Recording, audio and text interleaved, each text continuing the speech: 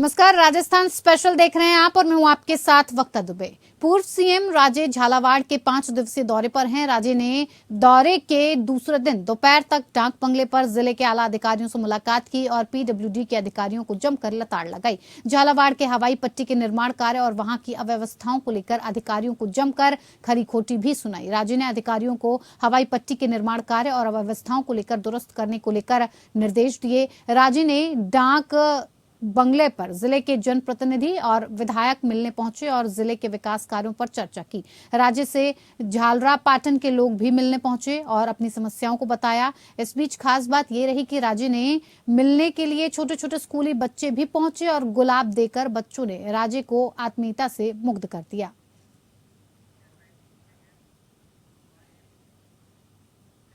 Rajasthan BJP विधायक रामलाल शर्मा ने CM Gehlot के राजस्थान की योजनाओं से केंद्र सरकार घबरा गई है वाले बयान को लेकर प्रतिक्रिया दी है। शर्मा ने कहा कि मुख्यमंत्री ने कहा था कि राजस्थान की योजनाओं से केंद्र सरकार घबरा गई है। सरकार की योजना से बीजेपी नहीं डर रही, कांग्रेस तो खुद अपनी अंतर्कलह से डरी हुई है। मुख्यमंत्री अशोक गहलोत अपने आप को नंबर 1 मुख्यमंत्री बताते हैं, लेकिन जनता ने बता दिया कि आप नंबर 1 नहीं है। मुख्यमंत्री अशोक गहलोत ने बजट में कई घोषणाएं कर दी। महिलाओं को स्मार्टफोन देने की घोषणा की गई, लेकिन महिलाओं को अभी तक स्मार्टफोन नहीं मिले हैं। कांग्रेस सरकार राजीव गांधी स्कॉलरशिप की बात करती है, लेकिन 90% प्रशासनिक अधिकारियों के बच्चे ही विदेश पढ़ने जा रहे हैं। राजस्थान से गरीब का बच्चा विदेश पढ़ने गया ही नहीं। सरकार की एक भी योजना का लाभ जनता को नहीं मिल रहा। सरकार की योजनाओं का धरातल पर असर नहीं दिख रहा। सरकार की योजनाएं केवल कागजों तक सीमित हैं।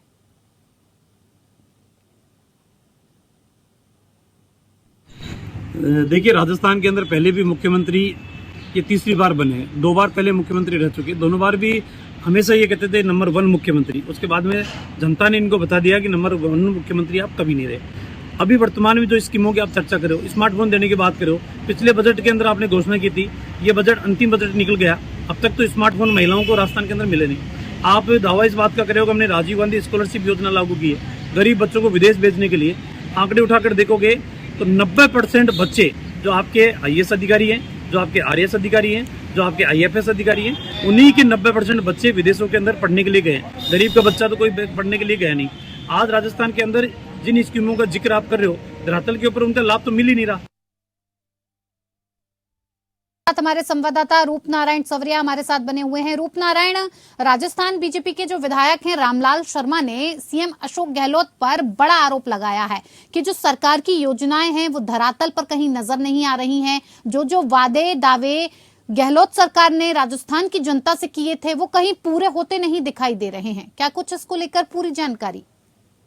जी वक्ता, बिल्कुल हमारी बात हुई है जो ये प्रदेश के जो प्रवक्ता भी हैं रामलाल शर्मा, और रामलाल शर्मा ने सच कहा है कि जो अशोक गहलोत सरकार है, अशोक गहलोत सरकार के कुछ वादे ऐसे हैं जो वादे इन्होंने किए थे वो धरातल पर नहीं उतर पा रहे। महिलाओं को अगर मोबाइल देने की बात की तो वो भी कहीं न कहीं दूर दूर तक दिखाई नहीं दे रहा। वहीं पे अगर मैं बात करूं राजीव गांधी शिक्षा योजना की, तो राजीव गांधी शिक्षा योजना में गरीब और यशस्वी जो बच्चे थे उनको वहाँ विदेश में शिक्षा के लिए भेजने वाली योजना है। इस योजना में जो है अब तक का जो देखा गया है, जांच की गई, तो जो आरएएस आईएएस अधिकारियों के बच्चे हैं उनको भी इस योजना के तहत विदेश में भेजा गया है, जबकि वो पूर्ण तरह से सक्षम है।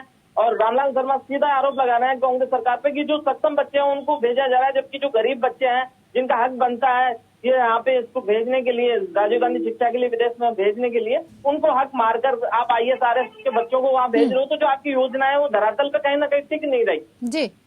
जी बिल्कुल रूपनारायण, बहुत बहुत धन्यवाद तमाम जानकारी इससे जुड़ी हुई हम तक पहुंचाने के लिए।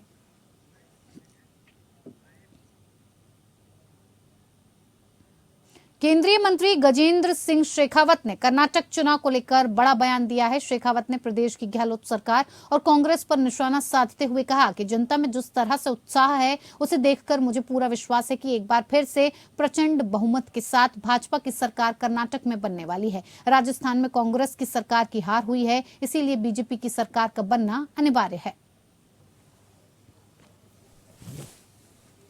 देखिए, भारतीय जनता पार्टी की डबल इंजन की सरकार कर्नाटक में एक बार फिर बनने वाली है, और जिस तरह का रिस्पांस माननीय प्रधानमंत्री जी की रैलीज में, माननीय गृह मंत्री जी के सारे रोड शो और उनकी सभाओं में, और भारतीय जनता पार्टी के राष्ट्रीय अध्यक्ष आदरणीय जेपी नड्डा जी के सभाओं में मिल रहा है, जनता में जिस तरह का उत्साह है और भारत की सरकार ने माननीय नरेंद्र मोदी जी के नेतृत्व में जिस तरह से कर्नाटका के सामान्य मानवी के जीवन में परिवर्तन लाने की दृष्टिकोण से प्रारंभ की गई योजनाओं को जिस तन्मयता के साथ में और जिस बखूबी धरातल पर उतारा है, मुझे पूरा विश्वास है कि एक बार फिर प्रचंड बहुमत के साथ में भारतीय जनता पार्टी की सरकार कर्नाटका में बनने वाली है। राज्यपाल कलराज मिश्र ने श्री भवानी निकेतन शिक्षा समिति में केंद्रीय आयुष मंत्रालय द्वारा आयोजित योग महोत्सव 2023 कार्यक्रम में हिस्सा लिया। कार्यक्रम को संबोधित करते हुए राज्यपाल ने कहा कि शास्त्रों में योग को स्वस्थ जीवन की कला और विज्ञान कहा गया है। योग को हमारे यहाँ शुरू से ही स्वस्थ शरीर और स्वस्थ मन के साथ जीवन के एक आदर्श तरीके के रूप में स्वीकार किया गया है। राज्यपाल ने कहा कि योग का अभ्यास यदि नियमित रूप से किया जाए तो तन ही नहीं मन भी स्वस्थ रहता है। स्वस्थ, सुखी और खुशहाल जीवन के लिए योग से जुड़ी ये गतिविधियां इस मायने में भी उपयोगी हैं कि ये सकारात्मक जीवन को दिशा प्रदान करती है। योग ने कोविड के दौर में लोगों को सकारात्मक रखने में अहम भूमिका निभाई। राज्यपाल श्री मिश्र ने कहा कि भारत की इस महान परंपरा को विश्व के लिए उपयोगी मानते हुए अंतर्राष्ट्रीय योग दिवस मनाया जाता है, जो हमारी परंपरा और संस्कृति की वैश्विक स्वीकृति है। वहीं केंद्रीय आयुष मंत्री श्री सर्बानंद सोनोवाल ने कहा कि योग को विज्ञान की पद्धति मानकर आज दुनिया भर में अपनाया जा रहा है। देश के गांव-गांव तक योग की संस्कृति का प्रसार करने के लिए संकल्पित होकर कार्य किया जा रहा है।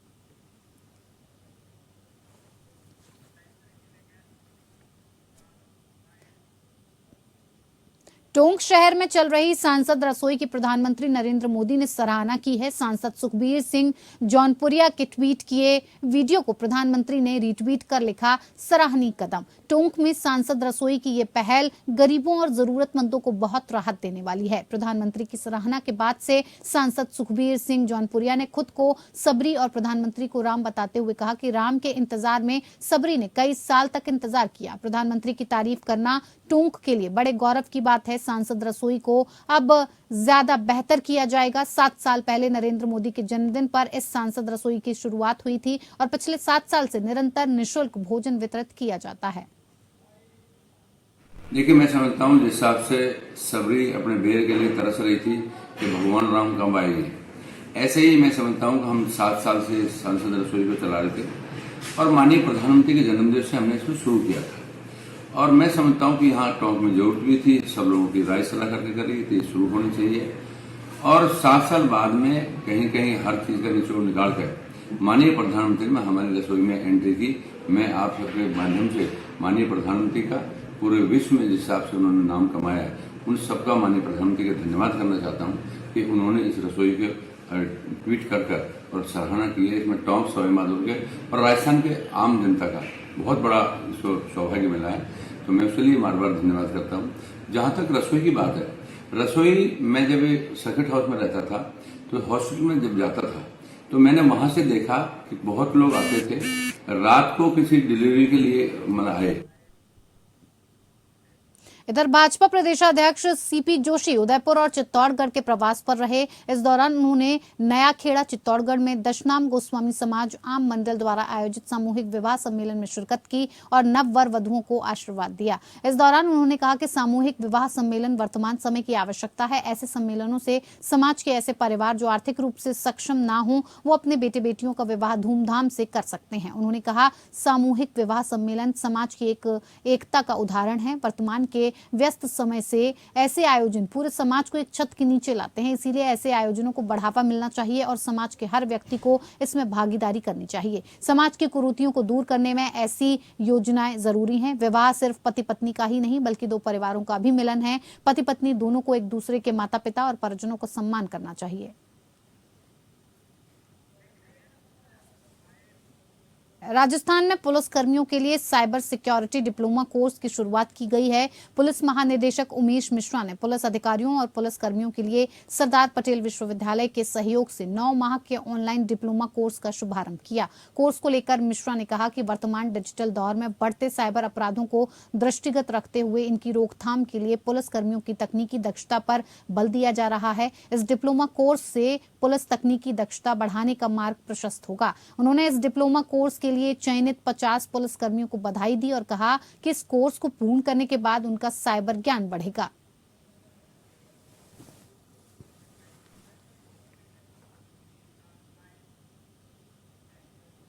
अलवर के नीमराना थाना क्षेत्र के घिलोट में जमीन के बंटवारे को लेकर परिवार के ही दो पक्षों में खूनी संघर्ष छिड़ गया, जिसमें एक पक्ष के 3 महिलाओं सहित 4 लोग गंभीर रूप से घायल हो गए, जिन्हें उपचार के लिए सामान्य चिकित्सालय में भर्ती कराया गया। सूचना पर घटनास्थल पर पहुंची पुलिस ने मामले को शांत कराया और घायलों को उपचार के लिए अस्पताल में भर्ती कराया गया। इसका सर मार पिटाई हुई, कुआड़ा सी, लाठियां सी। मैं तो इसको खूब समझाया, उनको समझाया, हम बीच में मत आओ, अपना घर चलो। वह नहीं मान्या।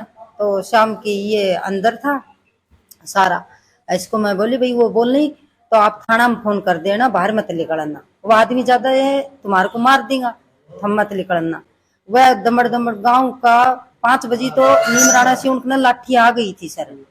लाठी आई तो फिर उन्होंने गमड़ गमड़ भीतर बढ़िया, जब हम 1-2 बाहर निकलिया तो इसके एक लकड़िया थाई थी, ये उसके टाट में एक लकड़ी मारी थी, मारकर फिर इन्हें डाल लिया था, फिर वो बहू ने डाल लिया था।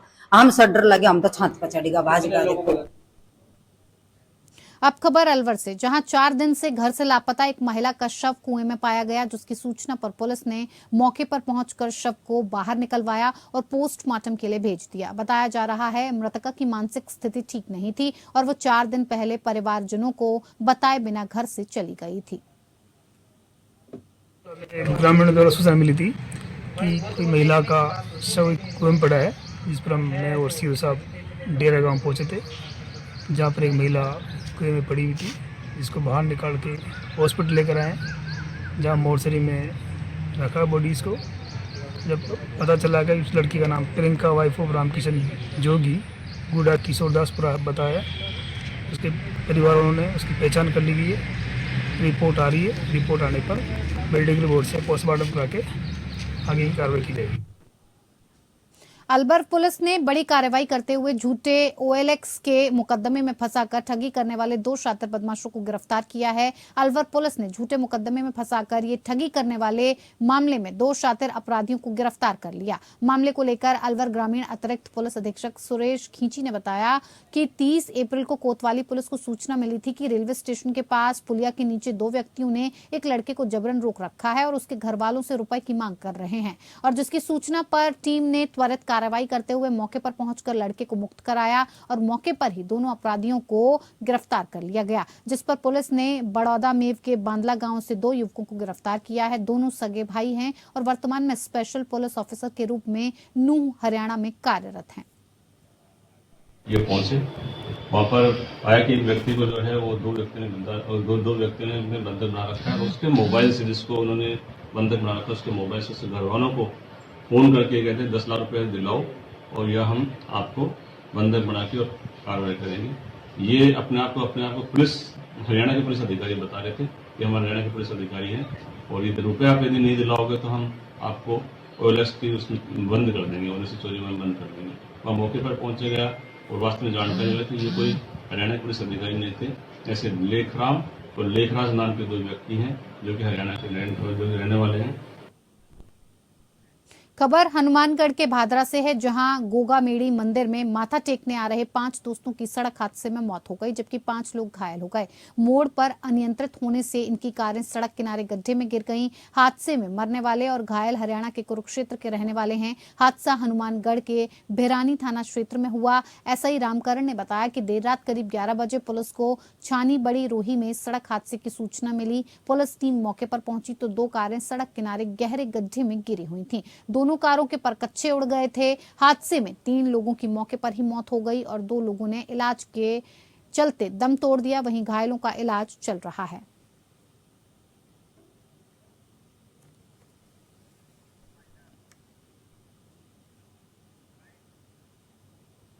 चलिए, राजस्थान स्पेशल में मेरे साथ फिलहाल इतना ही। नमस्कार।